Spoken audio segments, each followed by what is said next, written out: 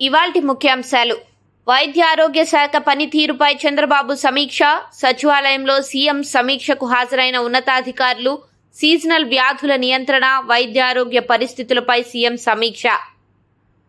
ప్రభుత్వ అవినీతిపై పోరాటం చేస్తున్నందుకే కౌశిక్ రెడ్డిపై కేసు. కేటీఆర్. ఇలాంటి బెదిరింపులకు బీఆర్ఎస్ నేతలు భయపడేది లేదని వ్యాఖ్య. వెంటనే కౌశిక్ రెడ్డిపై కేసు వెనక్కి తీసుకోవాలని కేటీఆర్ డిమాండ్. 10 ఏళ్లుగా అఖండ సేవాభావంతో ఎన్డీఏ ముందుకెళ్తోంది. ప్రధాని. దేశ ప్రజల నిర్ణయాన్ని కప్పిపుచ్చే ప్రయత్నం చేస్తున్నారని మండిపాటు. ఈ ఎన్నికల్లో దేశ ప్రజలు చూపిన విశ్వాసం పట్ల గౌరవంగా ఉందని వ్యాఖ్య. బీఆర్ఎస్ ఎమ్మెల్యే కవితకు భారీ షాక్. కవిత జ్యుడిషియల్ కస్టడీ మరోసారి పొడిగింపు. ఢిల్లీ మద్యం కేసులో కవిత జ్యుడిషియల్ కస్టడీ పొడిగించిన Rouse Avenue court. Kavitha, Manish Sisodia కస్టడీని జూలై 25 వరకు పొడిగించిన కోర్టు.